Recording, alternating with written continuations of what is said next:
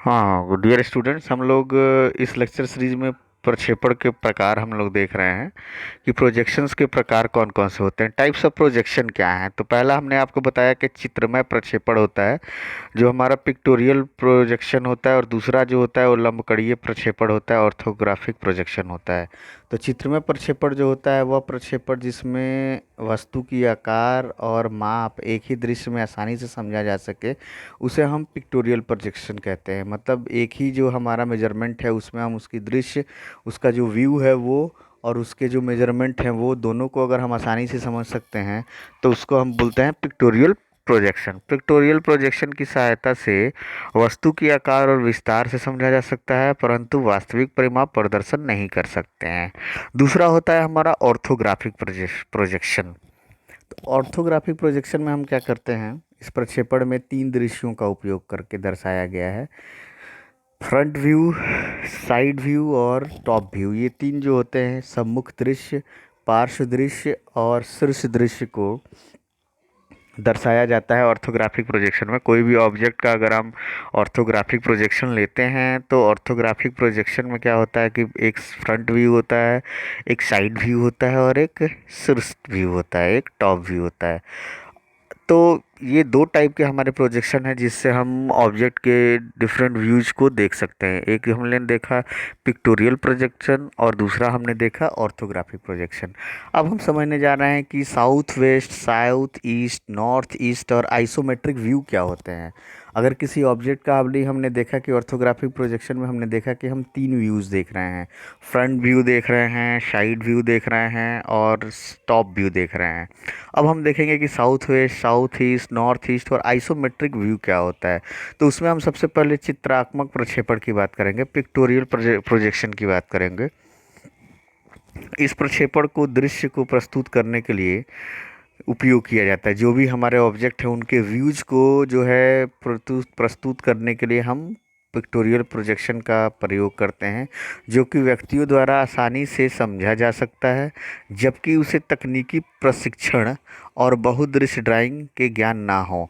Pictorial projection जो होता है वो इतना आसान होता है कि जो भी टेक्निकल ना हो या तकनीकी प्रशिक्षण उसने ना लिया हो, उसके बावजूद भी वो उस दृश्य के बारे में समझ सकता है। इसलिए हम पिक्टोरियल प्रोजेक्शन यानी चित्रात्मक प्रक्षेपण के द्वारा हम ऑब्जेक्ट को उस व्यू को प्रस्तुत करते हैं जिसे तकनीकी प्रशिक्षण और बहुदृश्य ड्राइंग का ज्ञान ना हो, अलग अलग व्यूज का ज्ञान ना हो, तब भी वो आसानी से समझ सकता है। अब पिक्टोरियल ड्राइंग में आँख को एक दृश्य में किसी वस्तु की कई फलकें दिखाई देती हैं। दूसरा हमारा है कि हमारा सममितीय प्रक्षेपण का सिद्धांत क्या है। आइसोमेट्रिक मतलब सममितीय, सममितीय प्रक्षेपण जो क्या होता है और इसका सिद्धांत क्या है ये हम देखेंगे। तो हमारा जो सममितीय प्रक्षेपण होता है वह यह किसी वस्तु का एक चित्रमय ऑर्थोग्राफिक प्रोजेक्शन है जिसमें एक पारदर्शी घन वस्तु को तब तक झुकाया जाता है जब तक कि घन का एक ठोस विकर्ण ऊर्ध्वाधर तल पर लंबवत नहीं हो जाता और तीन अक्ष इस ऊर्ध्वाधर तल पर समान रूप से झुके रहता है। चित्र में देखिए एक A B C D E F G H का सममितीय प्रक्षेपण दिखाया गया है।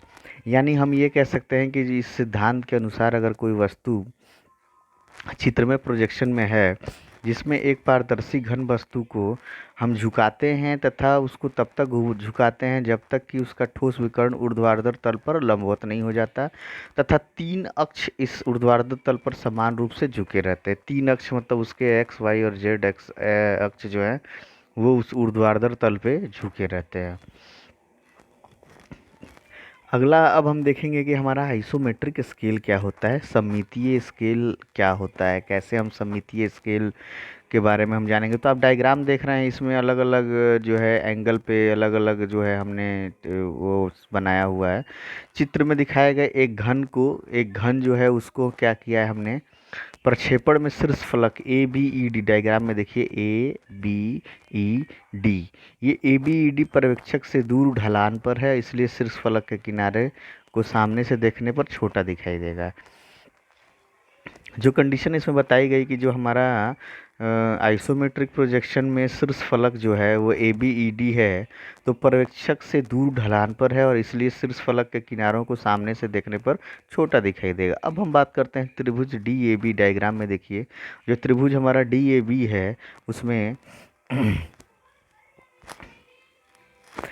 डीएबी का वास्तविक आकार त्रिभुज डीपीबी द्वारा निर्मित है। जो डीपीबी है, डीपीबी कहाँ पे है देख लीजिए आप, डीपीबी। डीपीबी जो बड़ा वाला ट्रायंगल है उसका जो है वो निर्मित किया गया है डीएबी के वास्तविक आकार का। अब सममितीय प्रोजेक्शन में लाइनें कौन कौन सी होती हैं ये हमें देखना है। तो सममितीय प्रक्षेपण में रेखाओं के बीच संबंध चित्र से स्पष्ट होता है। अब चित्र जो दो है, हमने चित्र दो इधर लिया था, इस चित्र में वास्तविक, इस चित्र में त्रिभुज ए डी ओ और पी डी ओ, देखिए दो ट्रायंगल बन रहे हैं, ए डी ओ और पी डी ओ। इन दोनों त्रिभुज के लिए सममितीय लंबाई का अनुपात वास्तविक लंबाई से हम लेंगे, क्योंकि जो हमारा त्रिभुज ए डी बी है उसका वास्तविक हम पी डी बी से दिखा रहे हैं। तो लंबाई जो होगी वो D A upon D P यानी कॉस 45 बट्टा कॉस 30 0.816 होगी। स्केल जो होगा वो कॉस 45 बट्टा कॉस 30 होगा यानी 0.707 डिवाइडेड बाई 0.866, तो ये 0.816 हो गया, यानी स्केल जो होगा वो 0.816 होगा। फिर हम बात करते हैं कि जो हमारी सममितीय प्रोजेक्शन में लाइनें हैं, वो लाइन जो है आइसोमेट्रिक प्रोजेक्शन में कौन कौन सी लाइनें होती है। तो चित्र 3 में हमने देखा था, ये चित्र को आप ध्यान से देखिए कि जो हमारा घन है ए बी सी डी, इस पे ए बी सी डी को हमने अलग अलग इसके प्रोजेक्शन लाइंस खींचे हैं, तो वो कौन कौन सी लाइनें होती हैं ये हमें देखना है। तो इस समय सममितीय प्रक्षेपण में रेखाओं के बीच के संबंध चित्र 3 से स्पष्ट है। वे रेखा जो वस्तु पर समानांतर है सममितीय प्रक्षेप में भी समानांतर होंगे। पहला जो लाइन होता है वह यह कहता है कि वे रेखा जो वस्तु पर समानांतर हैं, वस्तु पर समानांतर होने के वजह से क्या होगा कि हमारे सममितीय प्रक्षेप में भी समानांतर होंगे। दूसरा जो है वो सममितीय प्रक्षेप में वस्तु पर लंबवत रेखों लंबवत दिखाई देती है, यानी सममितीय प्रक्षेप जब हमारा आइसोमेट्रिक प्रोजेक्शन होता है तो उसमें जो ऑब्जेक्ट जो है, ऑब्जेक्ट के जो